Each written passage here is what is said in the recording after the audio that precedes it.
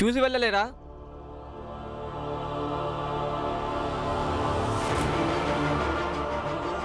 అరే మీ సామాన్లు! అరే ఎక్కడికి వెళ్తున్నారు మీరు? ఆగండి! అరే ఎక్కడికి వెళ్తున్నారు? అరే ఆగని, సామాన్లు తీసుకో. ఎక్కడికి పరిగెడుతున్నావు నువ్వు? కాస్త ఆగు, ఆగండి ఒకసారి.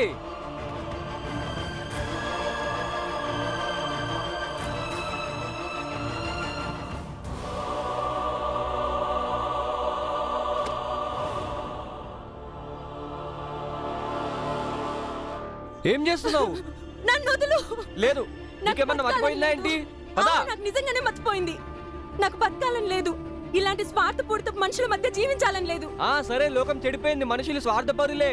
కానీ అంత మాత్రం చేత జీవితాన్ని బలి చేసుకోకూడదు. మీకు ఇలా చేసుకునే హక్కు లేదు. పదండి. వదులు నన్ను. మీరు ఇక్కడి నుంచి పదండి, పదండి. వద్దు, రండి ఇక్కడి నుంచి, పదండి, పదండి. వదులు.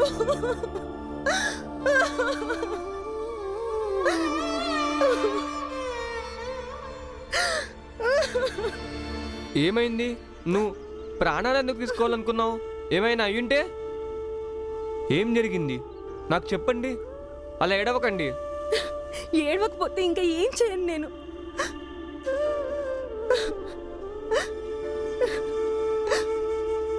నేను ఒక బాల వితంతువునైనా కూడా ఒక మంచి మనిషి. అతనికి నా గురించి నిజం తెలిసిన తర్వాత కూడా అతను నన్ను ఎంతగానో ప్రేమించాడు, నా మీద శ్రద్ధ చూపాడు, నా జీవితాన్ని బాగు చేయడానికి ప్రయత్నించాడు. సమాజాన్ని, ధర్మాన్ని, సాంప్రదాయాన్ని కాదని అతను నాకు కొత్త జీవితాన్ని ఇస్తానని ఆశలు రేపాడు. అందుకే అతను నన్ను స్టేషన్కి రమ్మన్నాడు. రాత్రంతా అతని కోసం ఎదురు చూశాను నేను, కానీ అతను రాలేదు. అతన్ని నాకంటే ఎక్కువగా నమ్మాను నేను. ఇప్పుడు అతనే మోసం చేశాడు. మరి నేనేం చేయాలి? ఒక వితంతు స్త్రీ రాత్రి చీకట్లో సమాజం కట్టుబాట్లని, ఇంటి గుమ్మాన్ని, ధర్మాన్ని, ఇంకా సాంప్రదాయ నియమాలను దాటేసింది. తను ఇప్పుడు ఏ మొహం పెట్టుకుని తన ఇంటికి మళ్ళీ తిరిగి వెళ్ళగలుగుతుంది? సమాజం వాళ్ళు నన్ను ఇంకా నా కుటుంబాన్ని సజీవ దహనం చేస్తారు. ఇంకా అసలు అంతకంటే ముందు మా ఇంట్లో వాళ్ళే నన్ను చంపేస్తారు. ఇప్పుడు మీరే చెప్పండి, ఈ పరిస్థితుల్లో నేను చచ్చిపోకుండా ఇంకేం చేయాలి? ఇప్పుడు నేను చావటం తప్ప నాకు ఇంకో దారి లేనే లేదు. అసలు నా తలరాతే బాలేదు. నేను చచ్చిపోవాలి. ఆగండి, ఆగండి, వద్దు. చనిపోతే తలరాత మారుతుందా ఏంటి? నేను అర్థం చేసుకుంటాను. ఒక విధవరాల జీవితాన్ని నేను నా కళ్ళతో చూశాను. పైగా నువ్వు విధవ అయిన తర్వాత కూడా ఒకరిని ప్రేమించావు, మళ్ళీ పెళ్లి చేసుకోవాలని కలలు కన్నావు. అందుకే వాళ్ళు నిన్ను అసలు క్షమించరు, ఎందుకంటే వాళ్ళ దృష్టిలో అది పెద్ద పాపం. అయితే మీరు నన్ను ఎందుకు ఆపారు? వాళ్ళు ఎలాగో నన్ను క్షమించరు కాబట్టి నేను చచ్చిపోవడమే మంచిది. లేదు, నేను అలా శిక్షించేవాడిని కాదు. నువ్వు బ్రతుకుండాలని నేను కోరుకుంటున్నాను. నేను ఏమైతే ఆలోచిస్తున్నానో సమాజం వాళ్ళు కూడా ఖచ్చితంగా ఆలోచించేలా చేయాలి. నేనేం ఆలోచిస్తున్నా అంటే, నువ్వు వితంతువైతే ఏంటి, నువ్వు వేరే ఒక వ్యక్తిని ఎందుకు ప్రేమించకూడదు? నువ్వు ఒక వ్యక్తిని ఎందుకు మళ్ళీ పెళ్లి చేసుకోకూడదు? నా అభిప్రాయంలో చేసుకోవచ్చు, కానీ సమాజం వాళ్ళు నిన్ను బ్రతకనిస్తే కదా నువ్వు ఈ పనులన్నీ చేయగలిగేది. దీనికి ఏదో ఒక ఉపాయం ఆలోచించాలి. అంతేగాని నువ్వు ఇలా ఓడిపోయి నీ ప్రాణాలు తీసుకోవద్దు. నువ్వు గెలిచి నీ జీవితాన్ని ఆనందంగా గడపాలి. మీ మాటల్ని బట్టి ఏమనిపిస్తుందంటే, మీరు ఇతరుల బాధని, వాళ్ళ కష్టాన్ని అర్థం చేసుకుంటారని. అదైతే తెలియదు, కానీ ఇదంతా మాకు మా నాన్నగారు నేర్పించారు. సరే, నువ్వు ముందు ఇక్కడి నుంచి పద. ఏదో ఒక దారి దొరుకుతుందిలే. రా రా, ఇక్కడి నుంచి రా రా, పద. రామ్జీ, నేను మీతో కొంచెం మాట్లాడాలి. చెప్పండి. నేను మీకు ఎలా అనిపిస్తున్నాను? ఇదేం ప్రశ్న? సూటి ప్రశ్నే. నన్ను చూస్తే మీకేమనిపిస్తుంది చెప్పండి.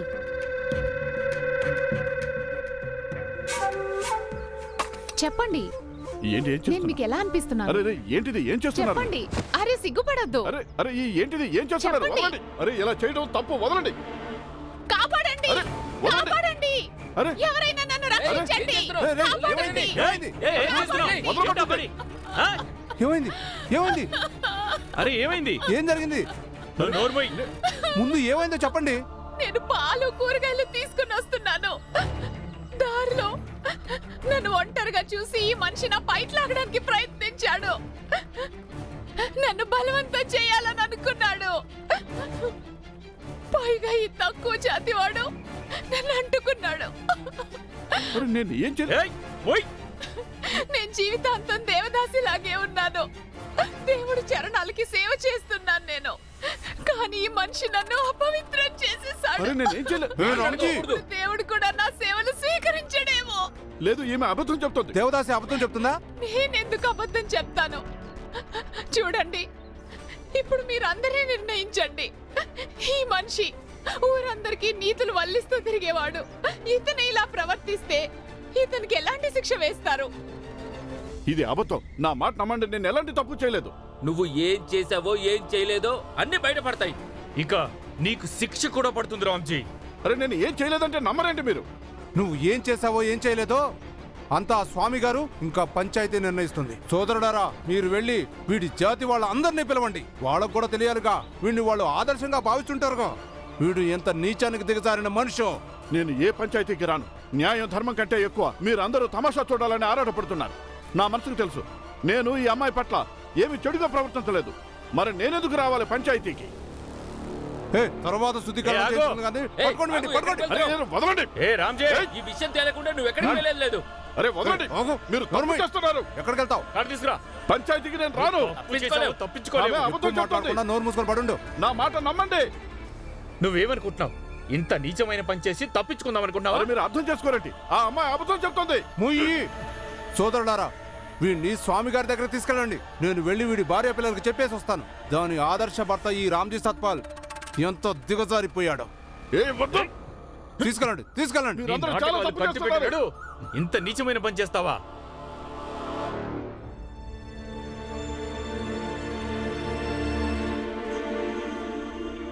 అమ్మా అమ్మా ఆ భవ్య అక్క పూజ అయిపోవచ్చింది. నాకు ఇంకా భవ్య అక్కకి పాలు తెచ్చి అమ్మా. ఆ మీ నాన్న పాలు కూరగాయలు తేవడానికి వెళ్ళినంత వరకు రాలేదేంటి? ఎలా వస్తాడు?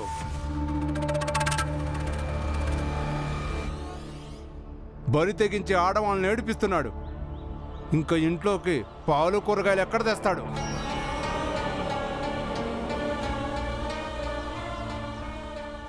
ఏం మాట్లాడుతున్నారు మీరు? ఏయ్ నోర్ముయ్, గొంతు తగ్గించు మర్యాదగా. చూడండి, పొద్దు పొద్దున్నే ఇలాంటి మాటలు మాట్లాడొద్దు. దైవం చిక్కడి నుంచి వెళ్ళండి.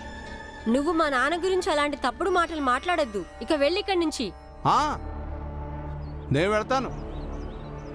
అయినా నాకేం సరదా కాదు పొద్దు పొద్దునే మీ దరిద్ర మొహాలన్నీ చూడటానికి. నువ్వు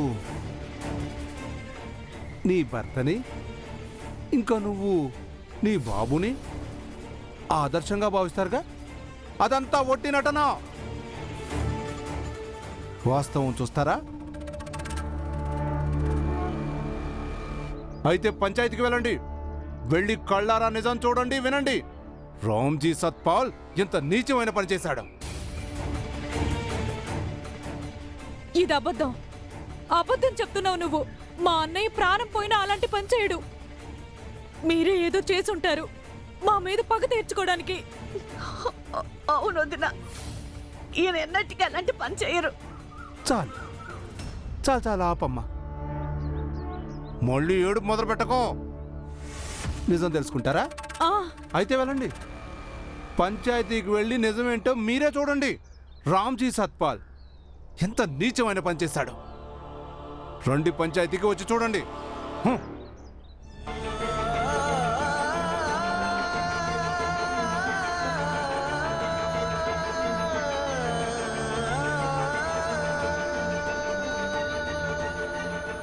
అమ్మా వదినా, అమ్మా వదినా, అమ్మా ఆగు.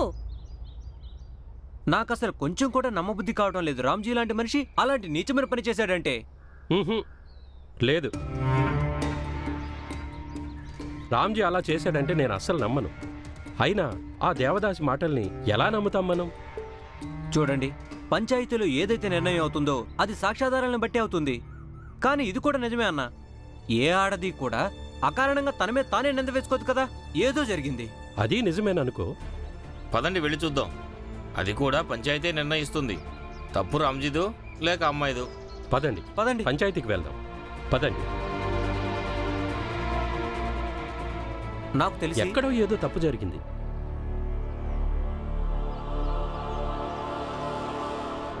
అయితే సమాజంలో మీ నాన్నకి చాలా గౌరవం ఉండొచ్చు.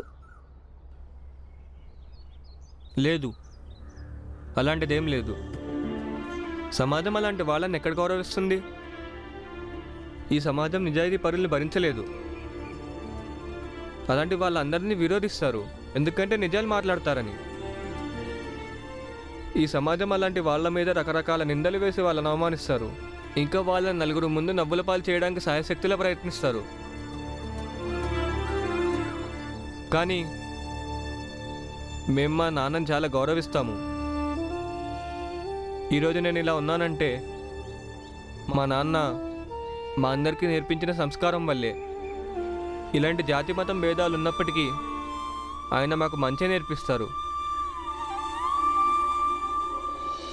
ఆయన నేర్పించిన మంచి వల్లే, సంస్కారం వల్లే నేను ఇలా చెప్పగలుగుతున్నాను. మీరు ఇప్పుడు మా ఇంటికి రండి, కొన్ని రోజులు అక్కడ ఉండండి. ఇలాగ ఏదో ఒక మార్గం ఆలోచిద్దాం. వద్దు, నేనొక విధవరాల్ని. నేను విధవరాలను అవ్వడం ఇష్టం లేకే మొదట్లోనే తిరస్కరించడం జరిగింది. మళ్ళీ ఇప్పుడు సమాజానికి విరుద్ధంగా నడిచి ప్రేమించాను. ఎంతో పెద్ద అపరాధం చేశాను. ఇప్పుడు నేను ఎవరిళ్ళకి వెళ్ళలేను, మీ ఇంటికి కూడా.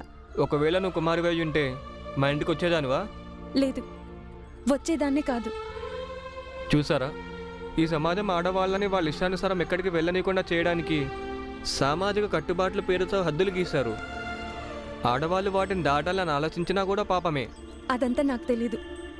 నేను నీ వెంట మాత్రం రాను. సరే అయితే, నేను కూడా మా ఇంటికి వెళ్ళను. నిన్ను ఇలాంటి పరిస్థితుల్లో వదిలేసి వెళ్ళను. అలా అంటే ఎలా? ఒక అమ్మాయి ఇక్కడ తన ప్రాణం తీసుకోవడానికి ప్రయత్నం చేసింది. తను మళ్ళీ తన ప్రాణాలు తీసుకోదని నమ్మకం ఏంటి? నిన్ను ఈ పరిస్థితుల్లో వదిలి వెళ్ళడం నాకు సరనిపించడం లేదు. సరే అయితే, నేనే ఎక్కడికైనా వెళ్ళిపోతాను. అప్పుడు సరిగ్గా ఉంటుంది. వద్దు, నువ్వు ఎక్కడికి పడితే అక్కడికి వెళ్ళొద్దు. నువ్వు వెళ్తే కనుక మీ ఇంటికి వెళ్ళు, లేకపోతే నాతో పాటు మా ఇంటికి రా. లేదంటే నేను ముందు నేను సురక్షితంగా పోలీస్ స్టేషన్ దగ్గరికి తీసుకువెళ్తాను. తర్వాత నేను మా ఇంటికి వెళ్తాను. ఏం చేయాలో నువ్వే ఆలోచించుకో.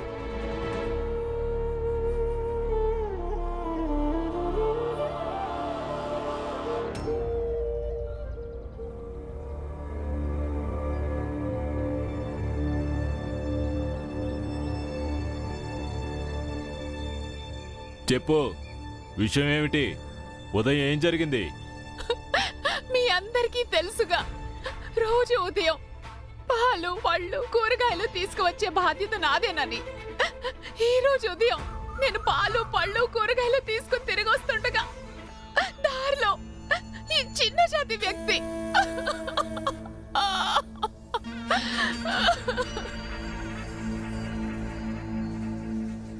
స్వామి, ఇప్పుడు నా పరువు, నా ధర్మం అన్ని మీరిచ్చే తీర్పు పైన ఆధారపడున్నాయి.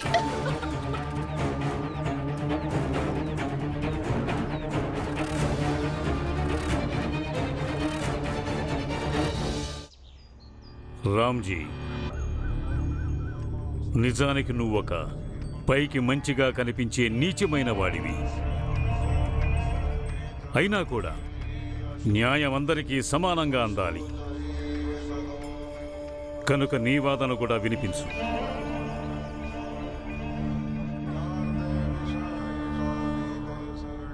నేను ఇవాళ ఉదయం పాలు కూరగాయలు తీసుకురావడానికి వెళ్ళాను. అవి తీసుకొని తిరిగి వస్తుండగా ఈమె ఎదురుగా వచ్చి ఈమె నాతో తప్పుగా ప్రవర్తించింది. ఆ తర్వాత జనాల్ని పిలిచి నన్ను ఇరికించింది. వాళ్ళతో చెప్పింది నేను ఈమెతో తప్పుగా ప్రవర్తించానని. అంటే ఈ మహిళ నీతో తప్పుగా ప్రవర్తించిందా?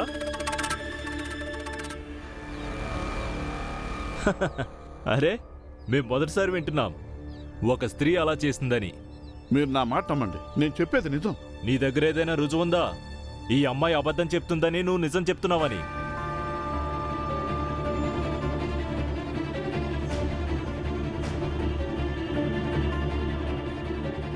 చూడండి, మీరందరూ ఇన్ని సుమారుగా 1 సంవత్సరం నుంచి ఎరుగుదురు. ఇక నేను ఎన్నో సంవత్సరాలుగా ఇంతో కలిసి బతుకుతున్నాను. ఈయన ఎన్నటికీ అలా చెయ్యరు. అయితే ప్రేమకి కోరికకు మధ్య ఉన్న తేడా అదే. ఒకవైపు భార్య నిష్కల్మషమైన ప్రేమ, ఆమె దుర్మార్గుడు తిరుగుబోతువాడైన తన భర్త పక్షాన విశ్వాసాన్ని చాటుకుంటుంది. ఇక మరోవైపు కోరికల మంటల్లో కాలిపోతున్న ఈ తిరుగుబోతు మనిషి ఇది కొంచెం కూడా ఆలోచించలేదు. భగవంతుడు దాసిని చెడు దృష్టితో చూడటం ఎంత ఘోర పాపం అవుతుందోనని. ఈ పాపానికి ఇతనికి శిక్ష పడితే రాసిందే. సర్పంచ్ గారు చాలా సరిగ్గా చెప్పారు. ఇతనికి కఠినాతి కఠినమైన శిక్ష పడి తీరాలి. ఏమంటారు? అవునవును, అతనికి కఠిన శిక్ష పడాలి.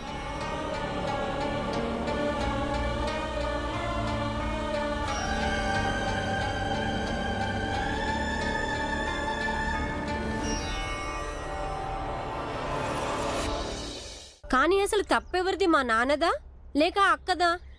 అసలు ఎలా చెప్పగలరు ఎవరు నిజం చెప్తున్నారో ఎవరు అబద్ధం చెప్తున్నారో? భీమ్ చెప్పింది నిజమే.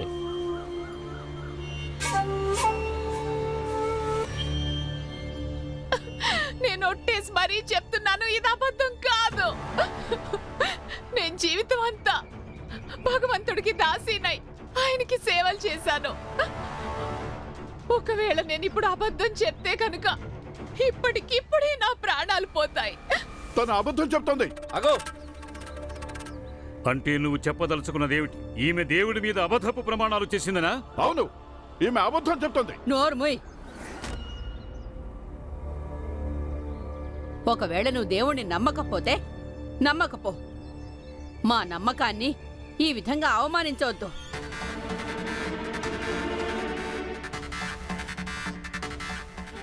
మాలో ఎవరూ కూడా అలా చెయ్యరు. ఎప్పుడు దేవుడి మీద ఒట్టేసి అబద్ధం చెప్పరు. పైగా ఈమె దేవదాసి, దేవుడి మీద అబద్ధపు ప్రమాణం ఎందుకు చేస్తుంది? ఒకవేళ ఈమె అబద్ధపు ఒట్టు వేసుంటే అప్పుడు ఇక్కడికిక్కడే చచ్చిపోయేది.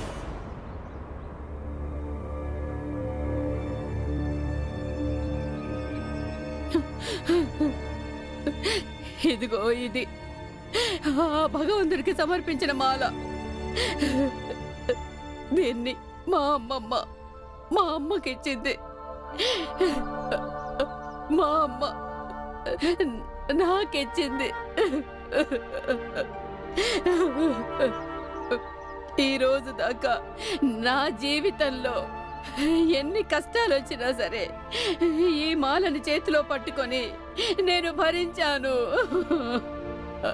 నా కొడుకు జబ్బు చేసి ఆసుపత్రిలో ఉన్నప్పుడు అప్పుడు నేను ఈ మాలని నా చేతిలో పట్టుకొని ప్రార్థన చేశాను. అప్పుడు నా బిడ్డకి తెల్లారే కల్లా తగ్గిపోయింది. ఇక నా భర్త చనిపోయిన తర్వాత ఎలా అనిపించిందంటే మీరు నమ్మరు గాని ఈ మాల నాతో చెప్పేది నేను నీకు తోడుగా ఉన్నానని.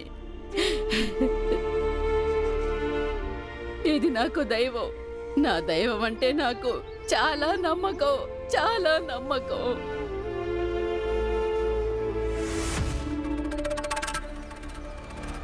కానీ స్వామి, పంచాయతీలో మనం ఇది ఎలా నిరూపించగలం? రామ్జీ దోషని సాక్ష్యం చూడు, పంచాయతీకి ఎవరైతే వస్తారో వాళ్లలో ధర్మం పట్ల విశ్వాసం గలవాళ్లే ఉంటారు.